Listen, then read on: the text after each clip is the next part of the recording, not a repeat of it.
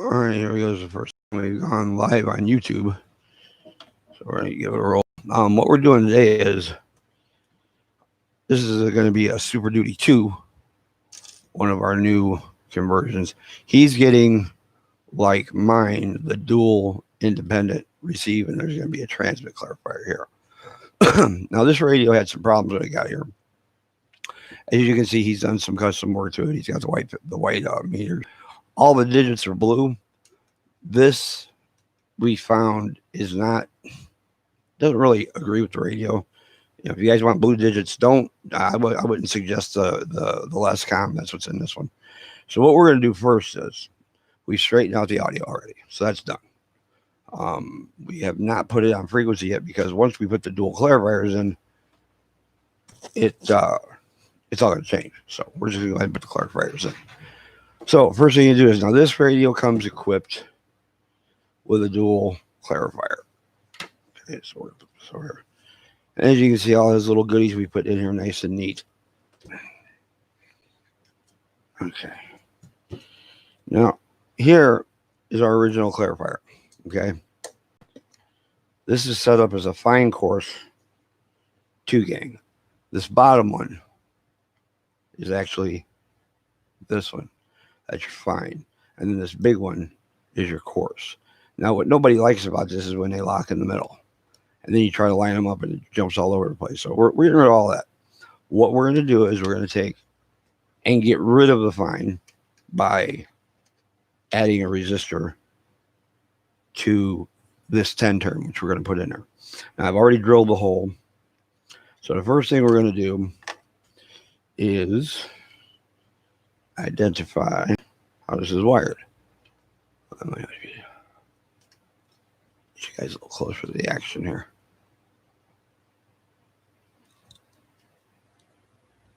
Okay, yeah, that's better. All right, so this one's the 1K, this one's the 20K. The 20K is the one we're going to use. Now, the way they've got this set up is there are 3 wires coming in, 2 to the 1K, 2 to the 20K, and then you see they're joined in the middle. Okay, we're going to convert this to a single 10 turn for the receive. And then what we're going to do is we're going to add another 10 turn in the front of the radio for the transmit. Let me find a resistor here. So what we're going to do is instead of just putting the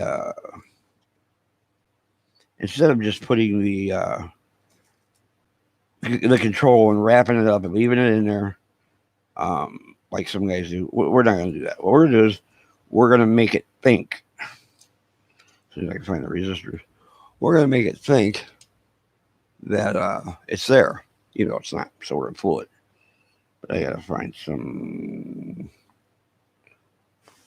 470 ohms.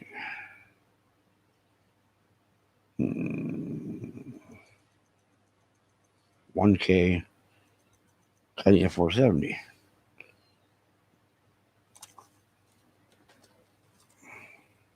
Bear with me, people. I got to use the right resistor here so I can do this right. I think we might have it here. If you don't have one of these, get one. This guy, it does not matter how you hook something up to this. It will read it and tell you what it is.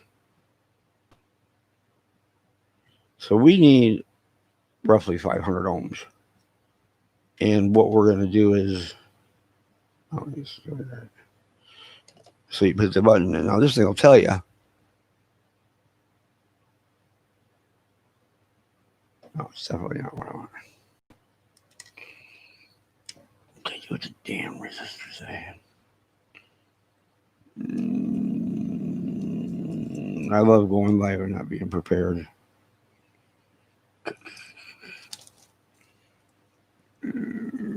Okay, we need 4.7. This sucks. I should have had this prepared already. I want in this box. Bear with me, people. We'll get it. We'll get one. know they're in here. I really need to organize this. So anyway, we're going to use fixed resistors to fool the clarifier into thinking that the fine is there.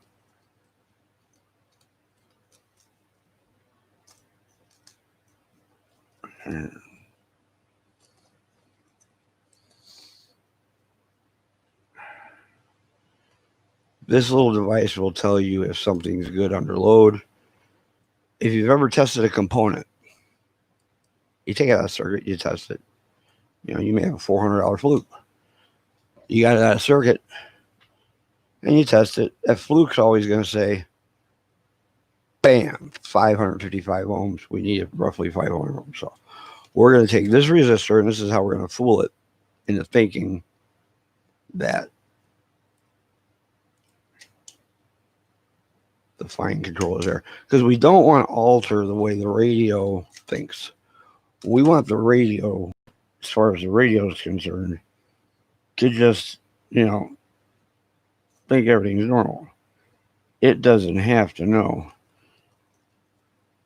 exactly what's going on. So this is what we're going to do now. All right, we got our stuff, all our resistors back. So we're getting rid of the fine. All right, guys. We're getting rid of this one. Or this one. So we need to be, this is our 20K. If you've ever wired up one of these, okay, these do not wire up like a regular potentiometer. On a regular potentiometer, the middle pin is usually your swiper, and then the two outsides are your thresholds. On this guy, this is the middle pin all the way in the back. And then these two are your thresholds back and forth. So the first thing we're going to do is tin the leads on control. A little bit of solder school here. You always tin your leads. Don't try to hold two bare pieces of copper together and expect them to work. All right, so now here's our conundrum.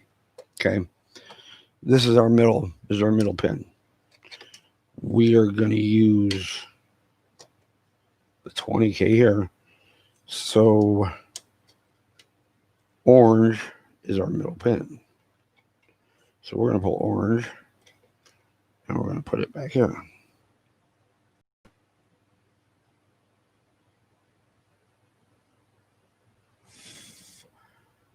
Okay. And then if you look at the way the wiper goes, when it's in there, all the way this way, swiped all the way this way is this wire. So if this were turned all the way down, to make sure that we're not screwing it up, we're going to turn this all the way down and see which pin is hot. If I can find my fluke. I'm great live, ain't I? All right. And let's see what we got here. There it is. All right, so now what we're going to check, we're going to make sure, we're going to see which end of this control is which. It's kind of important because if you wire it up backwards, you'll be turning it clockwise and your numbers are going to go down. And you don't want to do that. So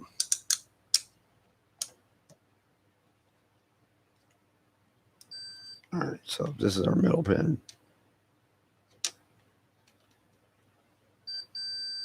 Bam, right there. So all the way down is the first one, right? So now we're going to take the yellow one.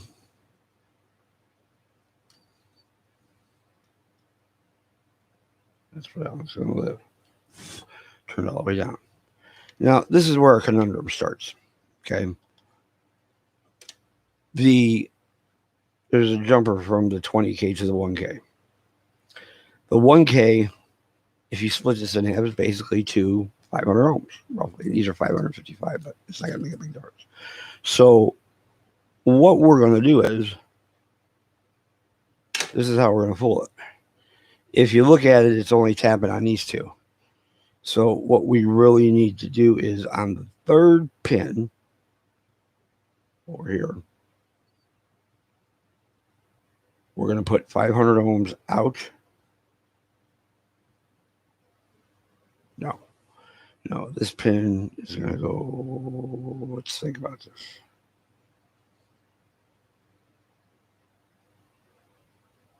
This one is going to go straight to that blue one. And okay, so this is how we're going to do it. Lovely. We're going to put this one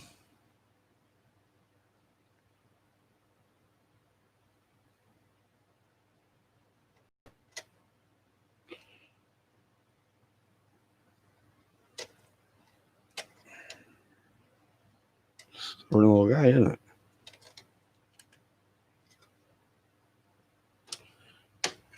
That's when you clip them. So if I'm thinking what I'm thinking, and usually I am thinking what I'm thinking, we're going to take this wire, one of these 500 ohms,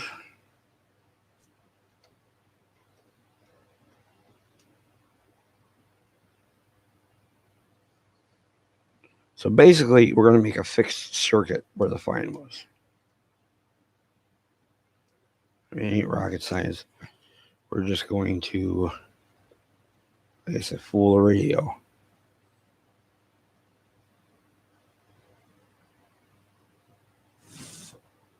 right. Now, on here, we want this wire. We want this side to tap to the 10 turn.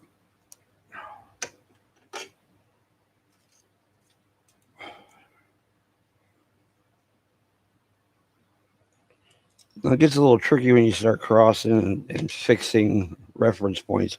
What we're doing right now is we're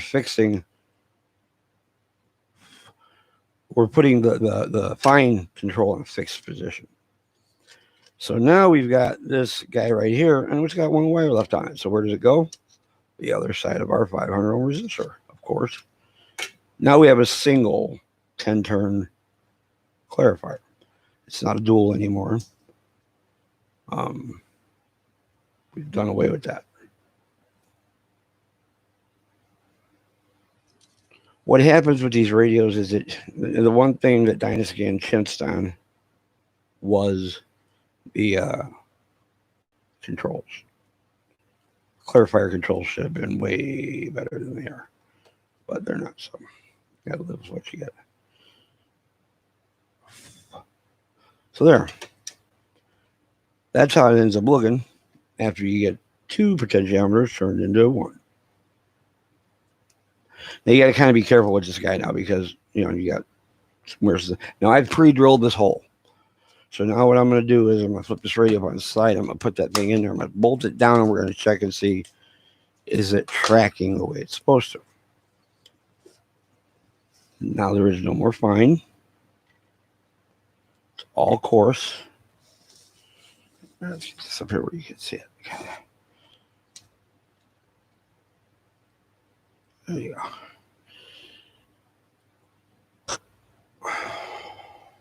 Now, lock ring.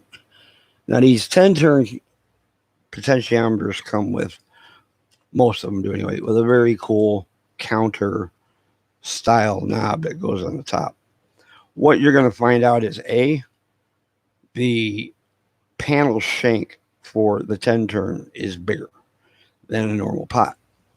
So the first thing you got to end up doing is drilling that hole out to make sure that the 10 turn fits.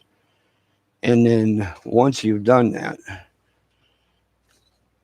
you can go ahead and get down to your serious business, which is what we're doing now. We're going to mount this guy. Should I find some other tools I've lost? Oh, it's going to be a long day.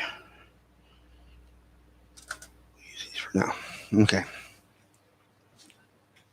So, I can't use those. Jeez. Man, who ate all my stuff? I don't know, we'll use these for now. I hate them, but we'll use them. Now you got to be real careful, obviously, not to scratch the face of the radio. I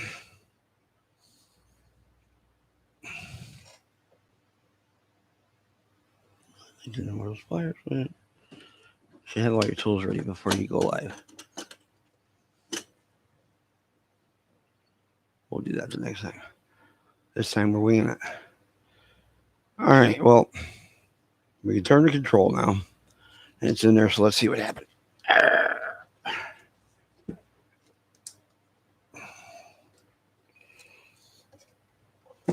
Now, the clarifier on this radio is not open, and there's a reason for that. He's going to have independent transmit and receive control.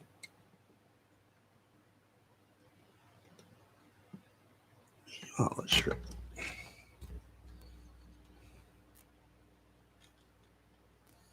So we set it channel 20. As you can see, oh, it's tracking beautiful. 205. Now, here's the cool thing. Bam, we're dialed right in. Okay. So that clarifier is working perfectly. This is only going to slide the receive. It's not going to affect the transmit whatsoever. The next little trick we're going to do is what I'm going to show you how to do independent transmit and receive with this radio. Unfortunately, it requires some more drilling and some more cutting, but this one seems to be working. So now you turn it down. It's going in the right direction. You turn it up. See how far past 5 we can go. It takes me all the way up to 209, which isn't bad. Now, what you're going to find with these knobs is they send you with some hardware that's useless. This is the knob we use. Okay, now I'm going to end up at the end of the day fixing this to the face because the little pad they give you for this is garbage. It don't hold.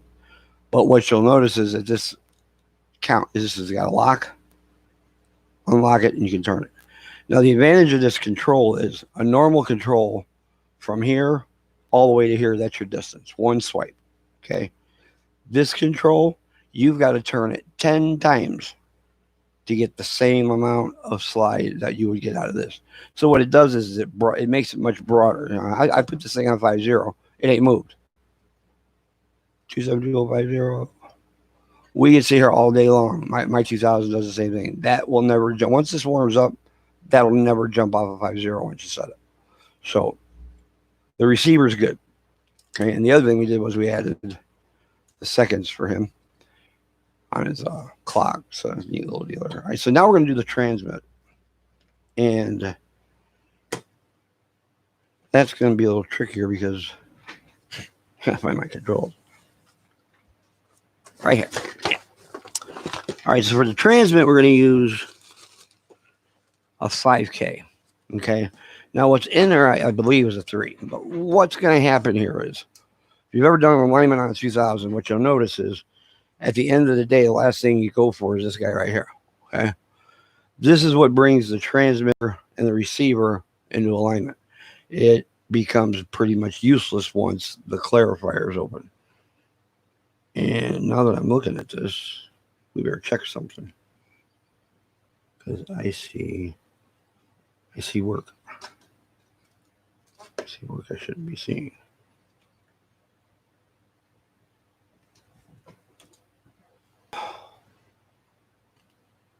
Oh, well, let's see what happens. We may not be adding a transmit clarifier. This may be popped. So let's find out.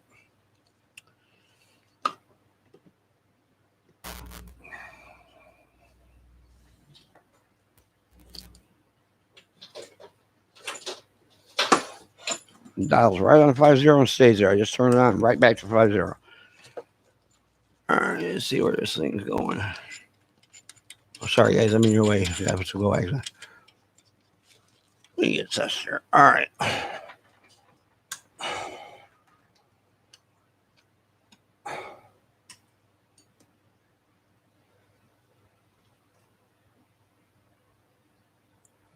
Got our scope going here.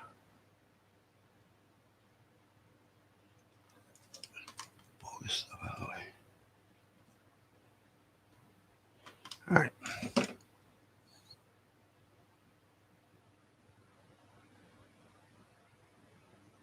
Okay, see what this thing does. Need a 5-pin. All right, now when we turn this, it shouldn't change, but I see a diode missing by the varactor circuit. So what we're going to do is, ooh, I got that turned up way. There we go.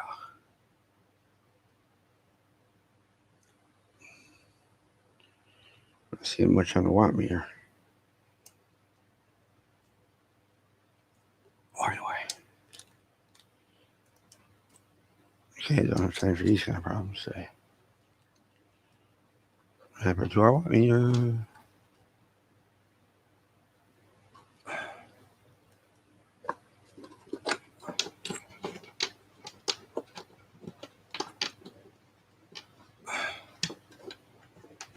I just love. I did hook the right one up. Outside, man, where I am.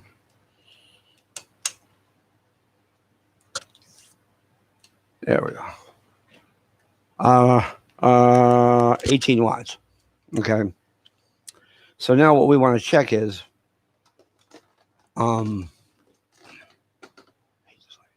we're going to come down here to the scope. You know what? I'm just going to take this camera off. All right. Here's our scope. Okay.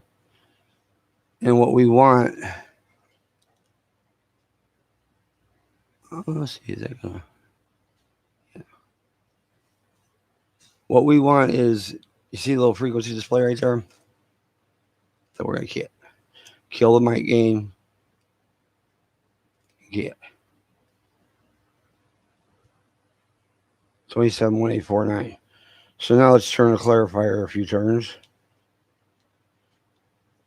Check it again.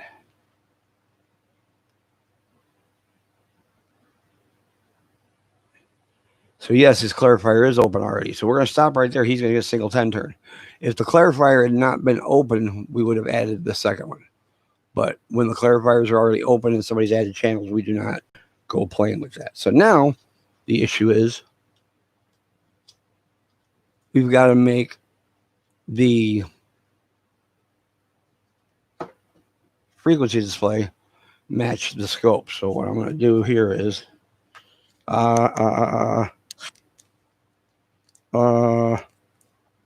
okay.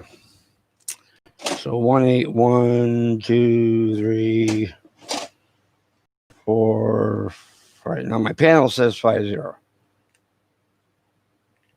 When I key it on key. Now if I watch it up here, oh wow, it's actually on. So we don't have to adjust the counter. So that part's done. So now we got to put our counter knob on. And this is where life really kind of starts to suck, because we're going to have to drill a hole in the front of this thing. So here we go.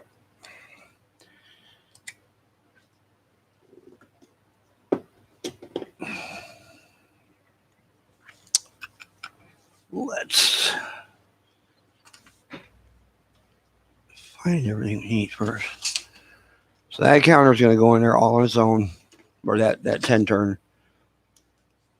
And he's going to be able to go back and forth, transmit and receive. So what we're going to do now is lock it in place.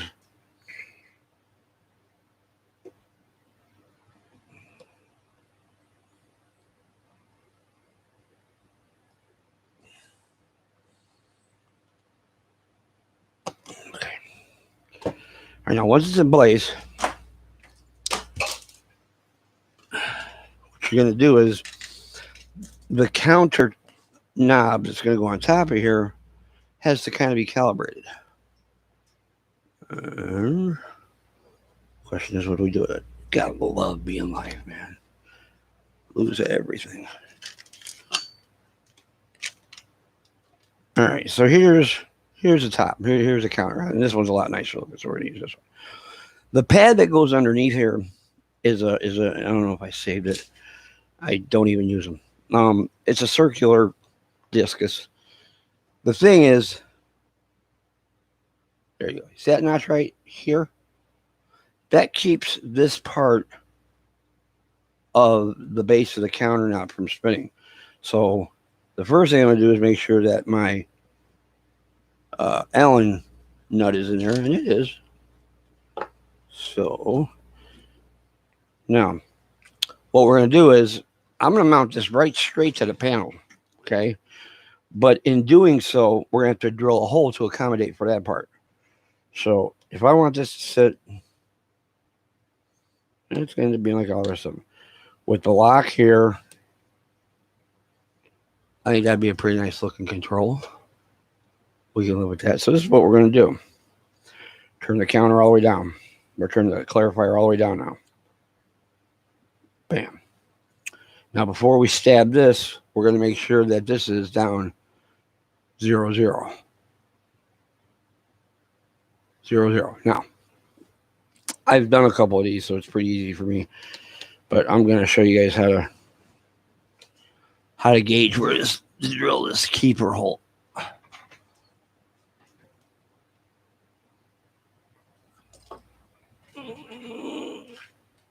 Now what's going to happen is we're going to slide that on there and lock it with the Allen nut, and this little tit is going to keep the bottom of it from moving. So drill a tit hole.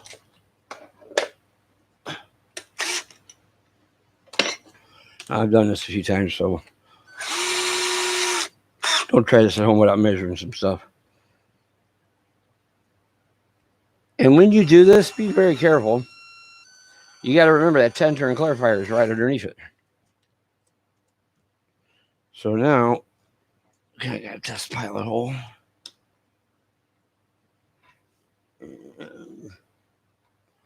I don't think it's big enough.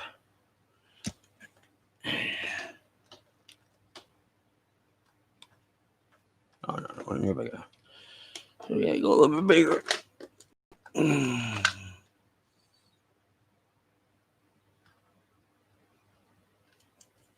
Let's try this guy. If you don't have that little keeper locked in somewhere,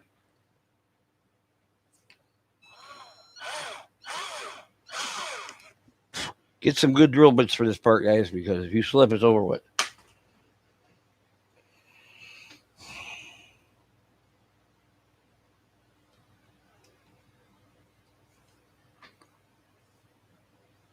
Turns out I'm a little low.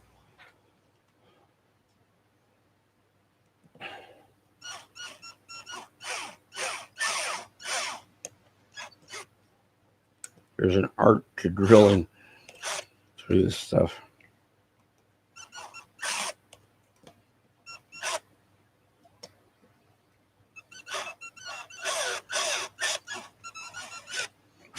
All right, so we've opened that up a little bit. Let's see if that holds it better. Bam. So now it's in and it's locked, okay? So what we're going to do is the 10-turn, the 10-turn is now down all the way to 0. Our 10-turn counter is on 0, 0. So we're going to put this on here. We're going to get the tit in the hole. And now that's locked there. Now we're going to take this little Allen wrench. And that's going to hold the whole assembly together.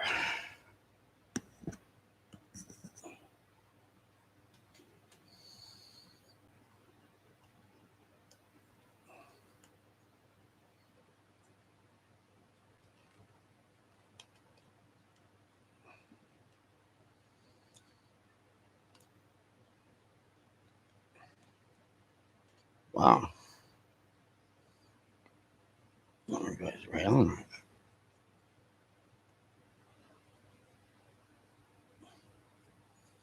I don't think so. I don't think so. This is more than likely going to be.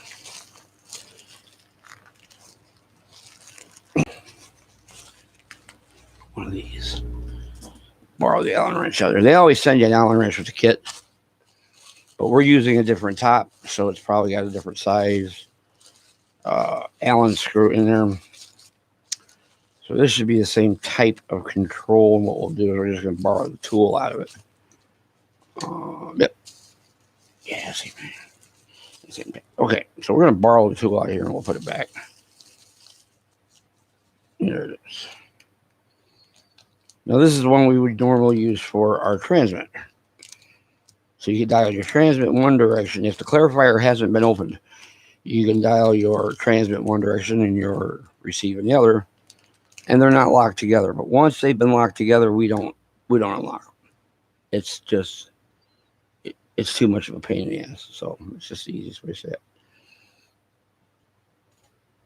Okay, so now you got to keep in mind and push down on this so that little keeper gets in that hole. Okay, now let's turn it on and see where 5.0 lines up.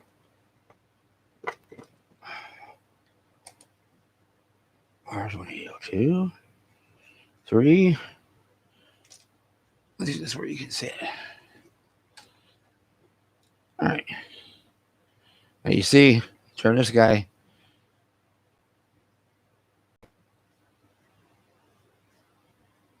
And bam, there's 5.0. Now 5.0 ends up coming up almost dead in the middle. So now, once you've got this set where you want it, obviously when the radio's cold, it's 34 years old.